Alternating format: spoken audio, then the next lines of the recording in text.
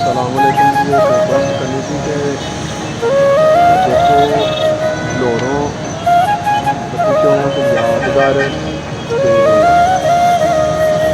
Ravi road तो तकरीबन सारे रस्ते बंद कर दिए गए हैं। जोड़े इधरों आने वाले भाई ने दूसरा रस्ता इख्तियार करन जा रहे हैं।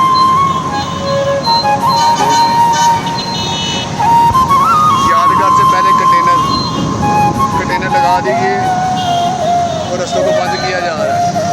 लाहौर में तमाम दाखिली और खारजी रस्ते बंद कर दिए गए। लाहौर में तमाम खारजी और दाखिली रस्तों को बंद किया जा रहा है। लोगों को परेशानी का सामना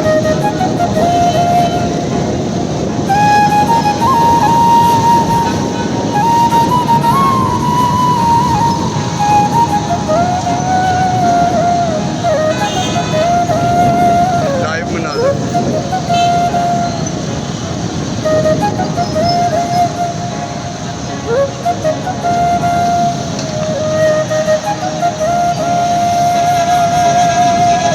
लाहौर रावी रोड पे तमाम रास्ते बंद कर दिए गए।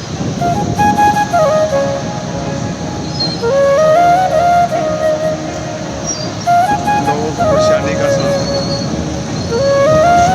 गाड़ियों की चीखती रक्षों की किनारे लग गई और कंटेनर के नीचे से निकल कर लोग जा रहे हैं। ये देखें, कंटेनर के नीचे से निकल के लोग जा रहे हैं।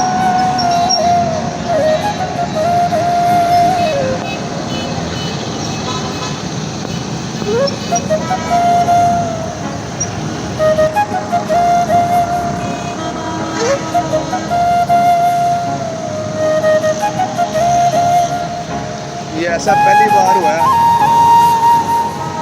कि गलियों को भी बंद किया जा रहा है। गली को बंद कर दिया गया,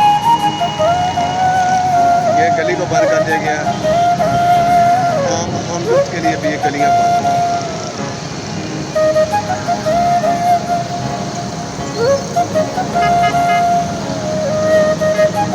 देखो मुलाजिम बैग जा रहे हैं।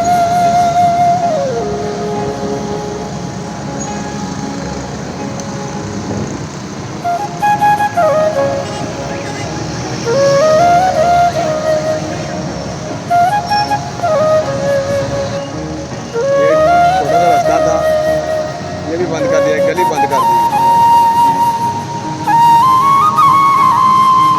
पहली बार ऐसा हो गया, गलियां बंद।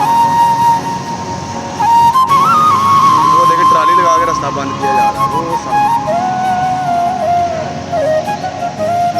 वो सामने गली को ये देखे मजदा कंटेनर, दो चीज़ें लगा के बंद कर दिए। छोटा सा रास्ता छोड़ दिया गया मोटरसाइकिल के लिए। सड़कें वीरान और अब दुकानों को बंद करवाया जा रहा है।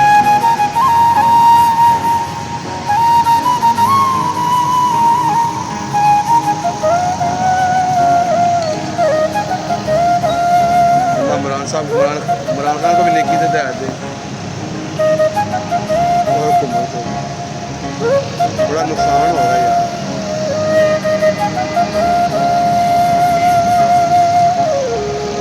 लाइव मनाजर रावी रोड यादगार से थोड़ी देर पहले, यादगार से जाते हुए सारे रास्ते बंद कर दिए।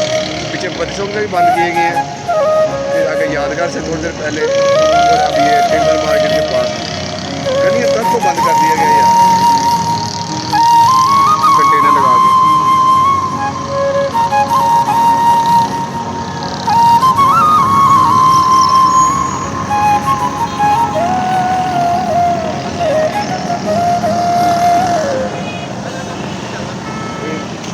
मस्जिद बुलाए खड़े खाने को जरूरत भी सारे रस्ते पर नहीं यार, वो तो बंद ना करनी यार। नहीं जी यार, चलो वो भी बंद करना पड़ेगा। वो देखिए गली बंद करती और ट्राली ला के बंद कर।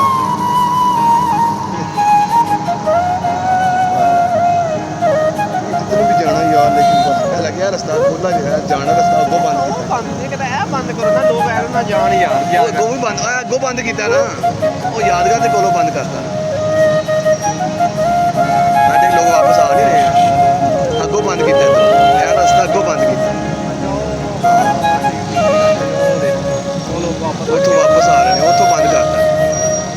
ਨੇ ਕਿਦਾਂ ਇਹ ਲੋਕ ਜਿਹੜੇ ਆ ਰਹੇ ਨੇ ਗਲੀਆਂ ਗੁਲੀਆਂ ਦੇ ਵਿੱਚੋਂ ਲੰਘ ਕੇ ਆ ਰਹੇ ਨੇ ਇਹ ਰਸਤਾ ਦੇ ਪਿੱਛੋਂ ਬੱਤੀ ਚੌਂਕ ਵੀ ਬੰਦ ਹੈ ਛੱਡਣੇ ਵੀ ਬੰਦ ਹੈ ਗਲੀਆਂ ਗੁਲੀਆਂ ਦੇ ਲੋਕ ਹੋ ਕੇ ਆ ਰਹੇ ਨੇ ਲੋਕਾਂ ਨੂੰ ਵੀ ਚਾਹੀਦਾ ਕੋਈ ਛੋਟੀ ਛਾਟੀ ਗੱਲ ਨਹੀਂ ਯਾਰ ਹਲੇ ਫੇਰ ਪਰੇਸ਼ਾਨੀ ਦਾ ਬਾਇਸ ਬਣ ਗਿਆ ਪਤਾ ਨਹੀਂ ਜਿਹਨੇ ਲੱਗਦਾ ਸ਼ਾਨ ਦਿਹਾੜੀ ਲੈ ਕੇ ਆਉਣੀ ਉਹ ਦੱਸੋ ਕੀ ਕਰੇ ਜਿਹਨੇ ਸ਼ਾਨ ਨੂੰ ਦਿਹਾੜੀ ਲੈ ਕੇ ਆਉਣੀ ਉਹ ਕੀ ਕਰੇਗਾ ਇਹ ਦੱਸੋ ਨਾ ਪਹਿਲੇ ਕਿਸੇ ਹੱਕ ਕਮ ਤੋਂ ਕਮ ਉਹਦਾ ਵੀ ਹੱਕ ਬਣਦਾ ਕਿ ਸ਼ਾਨ ਨੂੰ ਬੱਚਿਆਂ ਵਾਸਤੇ ਕੋਈ 1000-1500 ਲੈ ਕੇ